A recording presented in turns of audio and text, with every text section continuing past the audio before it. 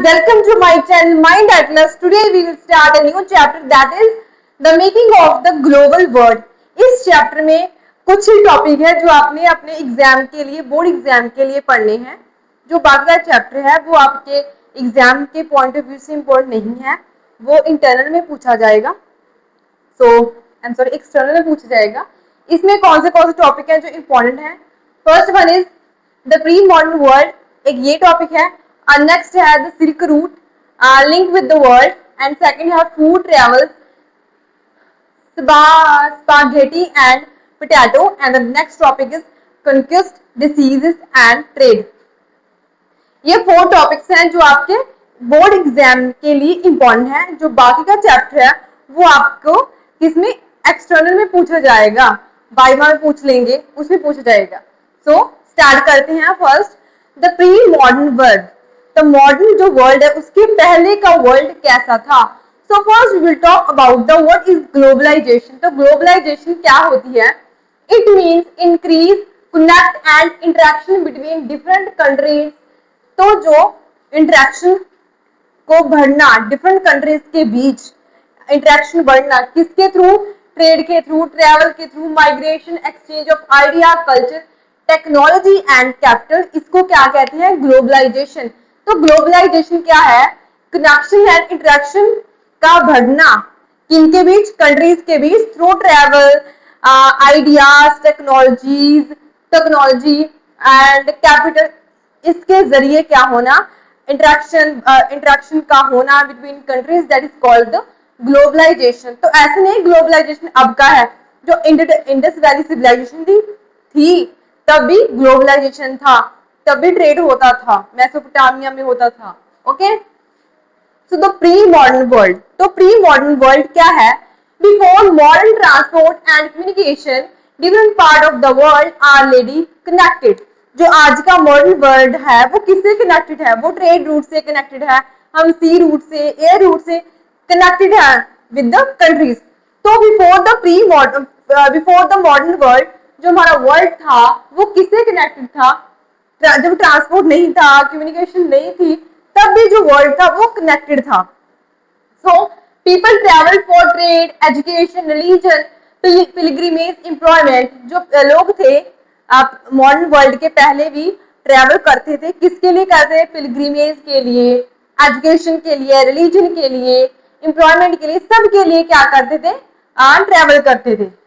So they carried goods, money, skill, ideas, technology, culture and beliefs. जब वो एक जगह से दूसरी जगह ट्रेवल करेंगे तो अपने साथ क्या लेकर जाएंगे?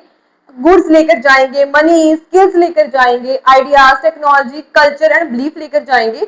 तो जो मैं हूँ, मेरा कल्चर पंजाबी है, तो जब मैं जाऊंगी किसी और जगह पर तो मैं अपना कल्चर वहां जाकर स्प्रेड करूंगी, उनको मैं देखूंगी, जो उनका कल्चर है उनको समझूंगी, वो मेरा कल्चर समझेंगे। इससे क्या होगा? एक्सचेंज ऑफ आइडियाज होंगे, जो मेरी स्किल्स हैं उनके पास एक्सचेंज होगी, ऐसी उनकी स्किल्स मैं सीखूंगी। तो ऐसे क्या होता था? मॉडर्न वर्ल्ड के पहले भी exchange of goods, money, skills का होता था। ओके, एंशिएंट ट्रेड 3000 BCE के अराउंड क्या था ट्रेड? द IBC हैड एक active trade with the West Asia. जो इंडस वैली सिविलाइजेशन थी उसका भी ट्रेड था वेस्ट एशिया के साथ, मेसोपोटामिया के साथ, उसका बहुत अच्छा ट्रेड था। So goods were transport through sea and land route. तो हमने पढ़ा है एंशिएंट इंडिया में जो गुड्स थी इंडस वैली सिविलाइजेशन के दौरान, जो गुड्स थी वो सी एंड जो सी है और लैंड रूट है, दोनों के रूट के साथ ही जो गुड्स थी, वो जो ट्रांसपोर्ट था, वो ट्रेड था, वो होता था। तो जो गुजरात में है dockyard, I forget about his name, जो इंडस वैली सिविलाइजेशन में डॉकयार्ड है, बहुत ही फेमस है। तो उससे क्या होता? वो उससे सी रूट होता था, वो सी रूट था, उससे सी ट्रेड होता था। तो जो इंडस वैली सिविलाइजेशन है उसके दौरान भी सी एंड लैंड रूट के जरिए ट्रेड होता था। सो काउरीज क्या होती है? काउराइज जो भी है, स्मॉल सी शेल्स होते हैं जो बहुत ही प्रीशियस कह सकते हैं, यूज एज अ मनी। उसको क्या करते थे जो इंडस वैली सिविलाइजेशन के लोग हैं, जो और भी एंशिएंट लोग हैं 3000 BC के अराउंड, उन शेल्स को एज अ मनी के तौर पर यूज करते थे। They travelled from Maldives, China, East Africa. तो कहाँ कहाँ ट्रेवल किया जाता था? Maldives, East Africa and China. So जब हम मान लीजिए मुझको कोई डिजीज है, टचवुड कोई हो ना, बट मान लीजिए है, तो जो मेरे कोई ऐसी डिजीज है जो पानी के जरिए, हवा के जरिए, हाथ लगाने के जरिए फैल सकती है, तो जब मैं एक जगह दूसरी जगह ट्रेवल करूंगी तो क्या होगी, जो मेरी डिजीज है वो भी स्प्रेड होगी।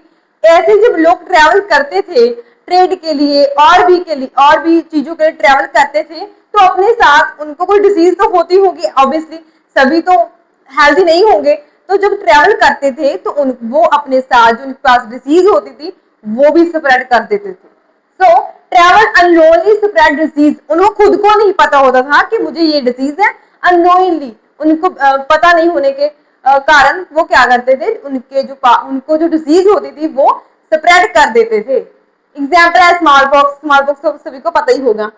Plague spread through trade routes, तो ये सभी कैसे फैली है? ट्रेड रूट के जरिए ये सभी फैली हैं। By 13th century diseases transmission through travel and become common. 13th century के दौरान क्या हुआ, जो डिसीजेस हैं, प्लेग है, स्मॉल पॉक्स डिसीजेस हैं, वो ट्रेड के जरिए फैली है, जो बहुत ही कॉमन हो गई थी 13th सेंचुरी में। सो silk route link with the world, तो सिल्क रूट का वर्ल्ड के साथ कैसे लिंक हुआ, तो उसके बारे में। Silk route were a network of trade route connecting, जो सिल्क रूट है वो एक रूट है, वो एक कह सकते हैं पाथ है, रास्ता है, जो क्या करता है, वो China, India, central Asia, Europe and north Africa को क्या करता है, कनेक्ट करता है। ये जो क्रिश्चियन इरा है उसके पहले से ये एग्जिस्ट करता था and remain important until 15th century. And कब तक ये इम्पोर्टेंट रहा? 15th सेंचुरी तक ये इम्पोर्टेंट रहा। तो जो सिल्क रूट है इसको सिल्क रूट क्यों कहा जाता है, तो ये आपके मन में क्वेश्चन तो आया ही होगा। तो जो चाइना सिल्क है बहुत ही मोस्ट फेमस है, प्रीशियस भी कहते हैं इसको। तो trade along with this route, जो चाइना का सिल्क है उस रूट के जरिए होता था, ट्रेड होता था उस सिल्क का। जो सिल्क है बहुत ही इंपॉर्टेंट थी, प्रीशियस थी, फेमस थी, तो उसके नाम से क्या रखा, इस रूट का नाम सिल्क रूट रखा। सो कौन सी गुड एक्सपोर्ट की जाती थी, जो चाइना थी, चाइना से कौन सी गुड एक्सपोर्ट होती थी इस रूट के दौरान? Silk and poetry. And India में क्या एक्सपोर्ट होता था? Textile, cotton cloth and spices. And south east Asia में क्या एक्सपोर्ट होता था? स्पाइसेस। यूरोप एंड यूरोप में क्या एक्सपोर्ट किया जाता था? तो गोल्ड एंड सिल्वर। तो सिल्क रूट का नाम सिल्क रूट क्यों पड़ा? क्योंकि जो सिल्क है, चाइना का सिल्क है, बहुत ही फेमस था, उस रूट से सिल्क का भी ट्रेड होता था, इसलिए उसके नाम से इसका नाम क्या रख दिया, सिल्क रूट रख दिया। बहुत सारे जो एक्सपोर्ट है वो किए जाते हैं। सो नेक्स्ट है कल्चर एक्सचेंज। तो जब हम ट्रेड करेंगे तो क्या होगा, कल्चर भी एक्सचेंज होगा।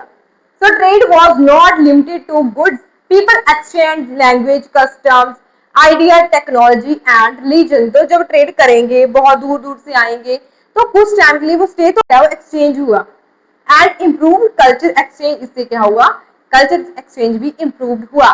नेक्स्ट है फूड ट्रेवल्स, स्पागेटी एंड पोटैटो। तो जो फूड ट्रेवल्स हैं तो कल्चर के साथ सब लीन के साथ फूड भी फैला, फूड भी स्प्रेड हुआ। तो एग्जांपल है स्पागेटी एंड पोटैटो की। So trade also spread food crops, जो ट्रेड था वो अपने साथ फूड क्रॉप्स को भी उसने स्प्रेड किया।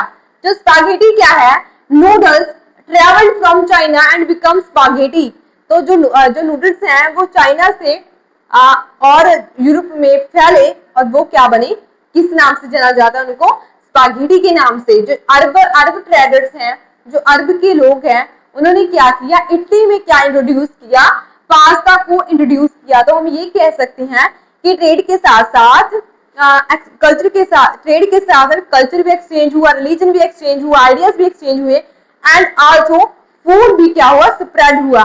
जो हमारा फूड है वो जब मैं कहीं और जाऊंगी, मैं अपना फूड तो वहां जाकर बनाऊंगी ही, तो इससे क्या होगा, जो मेरा फूड है, मेरे कल्चर का फूड है, वो भी स्प्रेड हुआ। ऐसे ही था वहां भी।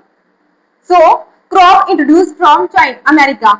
जो अमेरिका में क्रॉप्स उगाते थे वो जब जो अमेरिका में लोग जाएंगे ट्रेड करने के लिए, तो वापस आएंगे अपने देश में, तो क्या करेंगे, जो अमेरिका की क्रॉप्स है वो अपने देश में भी लेकर आएंगे। तो ऐसे ही था, जो पोटैटो, टोमेटो, मेज, chillies, groundnut, sweet potato and सोया है, ये सभी कहाँ की क्रॉप्स हैं, ये सभी अमेरिका की क्रॉप्स हैं। सो क्रिस्टोफर कोलंबस, ये कौन है, क्रिस्टोफर कोलंबस। तो जो क्रिस्टोफर कोलंबस है, उनको क्या किया था, उनको इंडिया को खोजने के लिए भेजा था, बट एक्सीडेंटली, गलती से उन्होंने क्या कर दिया, अमेरिका को डिस्कवर कर लिया। तो इससे क्या हुआ, जो उन्होंने अमेरिका को डिस्कवर किया, उन्होंने अपना जो ट्रेड है वो अमेरिका के साथ स्टार्ट किया, तो यूरोप क्या हुआ, वेल्दी हो गया इससे। सो इम्पोर्टेंस ऑफ पोटैटो, तो पोटैटो की क्या इम्पोर्टेंस है, जो ये पोटैटो है, ये यूरोप में इम्पोर्टेंट फूड क्रॉप्स के नाम से जाना जाता था उस टाइम में। तो ये चीप था, बहुत सस्ता था, न्यूट्रिएंट भी था एंड इजी टू ग्रो, बहुत ही इजी था ग्रो करने के लिए। जो लोग थे, बहुत गरीब लोग थे, उन्होंने क्या किया, इसको अपने कह सकते हैं भोजन में डाला, ऐड किया, और ये बहुत सस्ता था। जो पुअर लोग थे उनके लिए क्या बना, हेल्थियर डाइट बना ये पोटैटो। नेक्स्ट है Irish potato famine. Irish potato famine क्या है, it's very important. Irish potato famine 1845 to 49 में है। तो जो पोटैटो, ये क्या है, एक डिसीज थी जिसने जो पोटैटो की क्रॉप्स है उसको डिस्ट्रॉय कर दिया। जो 1 मिलियन के आसपास लोग हैं वो खत्म हो गए। आई एम सॉरी, 1 मिलियन के आसपास जो पोटैटोज हैं वो क्या, 1 मिलियन के आसपास जो पीपल्स हैं वो खत्म हो गए, क्योंकि वो मोस्टली किस पर डिपेंड करते थे, पोटैटो पर। चीप था और हेल्दी था, पूरे लोगों की ये डाइट था। इसी कारण क्या हुआ, 1 मिलियन के आसपास लोग डाइट हो गए। एंड जो 2 मिलियन लोग हैं वो क्या करा, उन्होंने अपनी हंगर को देखते हुए माइग्रेट कर गए टू द अमेरिका। ये क्या है, Irish potato famine. So poverty in Europe, उस टाइम यूरोप में कैसी पॉवर्टी थी, अंटिल 19th सेंचुरी तक क्या था, यूरोप सफर्ड फ्रॉम पॉवर्टी। जो यूरोप था वो बहुत ही गरीबी, भूखमरी, डिसीजेस के साथ, रीजन कॉन्फ्लिक्ट के साथ क्या कर रहा था, सफर कर रहा था। तो migrate to America for better life, जो यूरोपियन थे, बहुत सारे यूरोपियन ने क्या किया, माइग्रेट हो गए America for the better life. Next है रिलीजियस डिसेंटर्स। तो रिलीजियस डिसेंटर क्या है, इसका ये मतलब है, मान लीजिए मैं यहाँ पर रहती हूँ और यहाँ पर कोई ऐसा रिलीजन है जो सबके लिए है कि सबको यही मानना है, और मैं मानने को मना कर दूं भी, मैं नहीं ये मानूंगी, मेरा खुद का ये आइडिया है, मेरी खुद की फ्रीडम है, कोई भी मैं रिलीजन मान सकती हूँ। तो वो क्या होता है, रिलीजन डिसेंटेंस। सो नेक्स्ट है स्लेवरी इन अमेरिका। तो अमेरिका में स्लेवरी कैसी थी। So large plantation in America produce, जो लोग हैं, लार्ज प्लांटेशन, तो कौन सी क्रॉप्स, कौन सी प्लांटेशन सबसे ज्यादा होती थी, शुगर एंड कॉटन। तो ये किस पर डिपेंड थी, मोस्टली जो स्लेव्स थे अफ्रीका से मंगाए हुए कह सकते हैं, खरीदे हुए कह सकते हैं, वो स्लेव थे, क्या करते थे, वो कॉटन और शुगर को ग्रो करते थे फॉर द अमेरिकन। तो ये क्या माना जाता है, इसको क्या कहा जाता है, अटलांटिक स्लेव ट्रेड। इसको किस नाम से जाना जाता है, अटलांटिक स्लेव ट्रेड के नाम से जाना जाता है। India and China before the 18th century, 18th century के पहले इंडिया एंड चाइना कैसा था। तो जो इंडिया एंड चाइना था 18th सेंचुरी के पहले बहुत ही रिचेस्ट कंट्री होती थी। दे डोमिनेट एशियन ट्रेड। तो जो इंडिया एंड चाइना है वो क्या किया करते थे, वो डोमिनेट थे ट्रेड में, and they produce high quality goods. तो इंडिया एंड चाइना क्या करते थे, हाई क्वालिटी ऑफ गुड्स को प्रोड्यूस करते थे, जिससे क्या करते थे, वो क्या डोमिनेटेड थे in the trade. So China का डिक्लाइन कैसे हुआ, जो 15th सेंचुरी के आसपास क्या हुआ, चाइना ने रिड्यूस कर दिया ओवरसी ट्रेड करना, दूसरी देशों से साथ ट्रेड करना कम कर दिया, और इससे क्या हुआ, वो आइसोलेटेड हो गया और चाइना का ट्रेड वर्ल्ड के साथ डिक्लाइन हो गया। और डिक्लाइन होने के साथ क्या होगा, तो वेल्थ कम आएगी, फॉरेन रिजर्व कम होगा और जो बाकी कंट्रीज हैं वो ग्रो करेंगी। ऐसे ही था, चाइना डिक्लाइन हुआ और यूरोप ने ग्रो करना शुरू कर दिया। इससे क्या हुआ, rise of the Europe, Europe ने राइज करना स्टार्ट कर दिया। America become important centre of trade, shift to west. तो अमेरिका क्या बना, इंपॉर्टेंट सेंटर ऑफ ट्रेड बना। सो नेक्स्ट टॉपिक है conquest, disease and trade. So before Europe arrived, the India oceans already had flourished trade network. तो जो britisher के आने से पहले जो हमारा इंडियन ओशंस हैं वो बहुत ही फ्लरिश था, वो उसमें बहुत ही ट्रेड नेटवर्क थे। और ऐसा नहीं कह सकते कि ब्रिटिश ने स्टार्ट किया ट्रेड करना इंडियन ओशन से, बट ब्रिटिशर्स के आने से पहले ही हमने ट्रेड करना स्टार्ट कर दिया था। बहुत ही फ्लरिश था हमारा ट्रेड इंडियन ओशंस में। So people exchange goods, knowledge, culture, religion, custom. So लोग क्या करते थे, एक्सचेंज करते थे knowledge, culture, ideas, customs. India was centre hub of the network. तो इंडियन ओशन में जो ट्रेड के नेटवर्क है उसका सेंटर कौन था, इंडिया था। सो अराइवल ऑफ यूरोप, आफ्टर जब ब्रिटिशर्स आए इंडिया में, जब इंडिया में आएंगे ऑब्वियसली ऐसा ही होगा कि इंडियन ओशन में उनका दबदबा होगा, इंडियन ओशन से ही वो ट्रेड करेंगे सी रूट का।